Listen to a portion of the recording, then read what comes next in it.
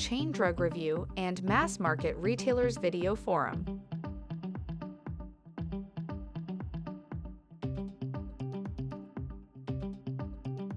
Hello everyone, I'm Jeffrey Walt, Editor-in-Chief of Retail Media IQ. Welcome to a special edition of our video forum. We're here at the NACDS annual meeting and we have two of the industry leaders with us, Colleen Lindholz, President of Kroger Health, and Aaron Wiese, President of Hy-Vee. Welcome both, great to have you here. Great to be here. Thank you. Thanks, Jeff. We all came from the general session this morning where we heard about opportunities and challenges facing community pharmacy. Maybe you could talk a little bit about why this is the right moment to reimagine pharmacy and the broader scope of retail healthcare. I think, the opportunities we're facing consumers, the stats are, staggering. 6 in 10 are facing a chronic disease. What we've been doing hasn't been working, and we need to do something differently. So the time is ripe for retailers, and specifically, in pharmacy as well as just overall retail health, to make a change for consumers' lives. And I think they want that. We have the solutions we can provide, and so it's a perfect marriage of a solution. I totally agree with you, Aaron. And if you think about the fragmentation in the healthcare system right now, the fact that there's a shortage of primary care providers, and there is really a need. There is a need for someone to step up. Yep. And we are where people live. They eat, drink, breathe. They visit us, right? Yes. Really every week, sometimes 2.5 times, 3 times a week, depending on which retailer you are, right? But I just think the time is now. Lots going on in our country. If you think about health disparities and sort of the issues that we have there, the time is now. What can be done to intensify the focus on the individual patient? I mean, I know that's everyone's goal. That's what we want to do. How do we make that more of a reality than it is today? Well, I think as retailers, we've oriented our businesses around the consumer. I mean, that's just the lens that we approach solving problems. Traditionally, I don't know that healthcare has always had that lens. It's had a different view, and so our approach of looking at how do we put the patient at the center and solve their problems, whether it's convenience, whether it's access, whether it's affordability, all those pieces are building blocks to getting better outcomes and better solutions for the patient. And truly, one size doesn't fit all. Right. So I think personalization is really important, even when it comes down to nutrition. I know in pharmacy, obviously, we've got a lot of personalization going on with patients and where they are in their journey, whether they need an additional prescription added or they need nutrition counseling. But I think it's also about prevention, just in general. So it's the broader population. It's not just who we serve in our pharmacies each and every day, but it's all those customers that are walking in and out of our stores that really are looking for more prevention than waiting until they're sick. Right. And you've seen those trends for a long time where consumers, they want to own their health care.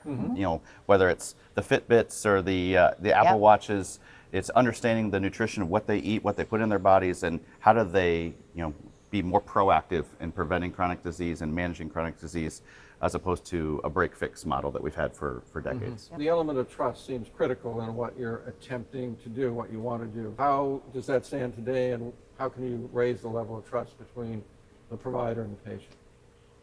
I think the beauty is we're starting from a really high point. Pharmacists are one of the most trusted professions in healthcare. As retail brands that have been around for Hy-Vee, 95 years, for Kroger for a long time across a lot of banners. We've already built that trust with the consumer, and I think that is critical when it comes to healthcare. When you're talking about your health, whether it's your mom, yourself, your child, trust in that provider is absolutely essential to achieving any of the outcomes that they want as a patient. So I think we have a great starting point there. Love the foundation we've built and love where we could go with this. Trust is about consistency, and it's about delivering high quality. It's about delivering high quality products and being consistent with that. And I think that's where we have an opportunity to even do more with the consistency piece. And obviously, trust is essential to changing behavior.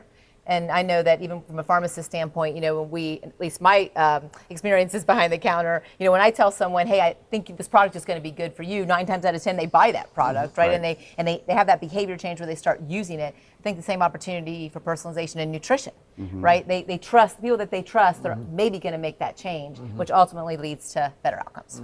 And you saw that through COVID. Part of that is that accessibility and that relationship aspect, the fact that you can walk in and have a conversation with a pharmacist. In a lot of stores, you can walk in, talk to a dietitian or a nutritionist and get that one-on-one personal counseling. Removing those barriers, the accessibility of retail, I think is a big attribute that I think lends itself to success for a retail health operation. And you mentioned when you made a recommendation as a pharmacist, I assume you're talking about the OTC side of the business. OTC, or even when it comes to food and changes in their diet, little changes can make big differences in people that have chronic disease, diabetes, heart disease, that type of thing. And I think that's what I'm really lucky. We're lucky to be healthcare providers inside of a grocery store where people have the access to groceries, and that's where I believe we can make a real difference in the ongoing improvement of people's lives, where they actually feel better. We often don't talk about that part or whatever, but like people actually feel better when they eat better. They have more energy. They can be better for their families. They don't miss time at work. So I think that's just a huge opportunity for retail. Getting into nutrition more, I guess, is one avenue. And I know both of your companies have been in the forefront of that movement. Yeah, Hy-Vee, I think you've led this longer than us. Well, I think you've been right there with us, Colleen. The nexus between food, nutrition, and health. I mean, it's intuitive. It makes sense. I think where we've come with technology, what we can do in investing in education and that accessibility of those providers.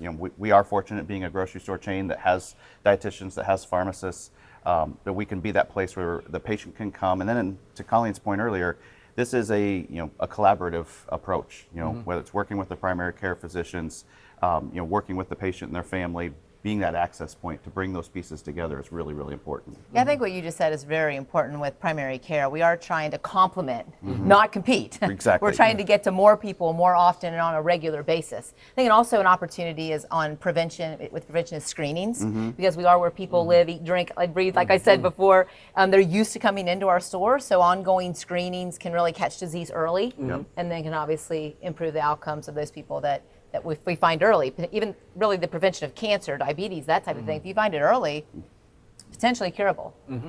As you talk about reimagining healthcare and moving toward the future that you two have been describing, how will we know we succeeded? What metrics will we use to measure success? I think there's going to be a variety of qualitative and quantitative metrics. You're going to, ideally you see incidence of chronic disease reduced, whether it's diabetes, heart disease, hypertension.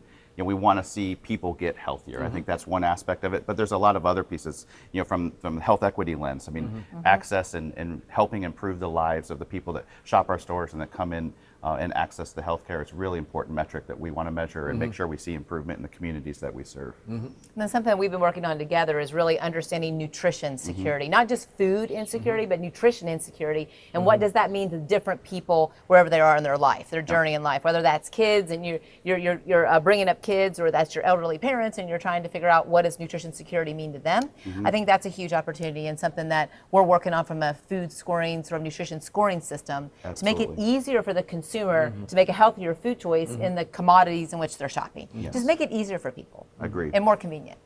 Well, I think the other aspect of this is, the government is, one of the largest payers in spending for healthcare across the country, and whether it's the state level, the federal level, their ability to move to more of a proactive approach, I think will be, really impactful for the consumer and for healthcare, overall in the United States. I think the opportunity there to see how can we invest, how can we partner, how can we inspire to change that dynamic so that we're, instead of treating disease and the quality of life that the patient has, and be more on the proactive side that Colleen was talking about before, and preventing the disease from the incidence of disease in the first place. I think that will make everyone's life better and frankly be a better spend for those stakeholders. And it's crazy. I mean, we have been doing research on this, and actually for years really have been doing research on this, and I think the time is now. Agreed. For a lot of these different plans and payers to understand when you change people's diet, what does that mean to the overall total cost of care downstream, right? And so we are proving this overall, Jeff, and getting more people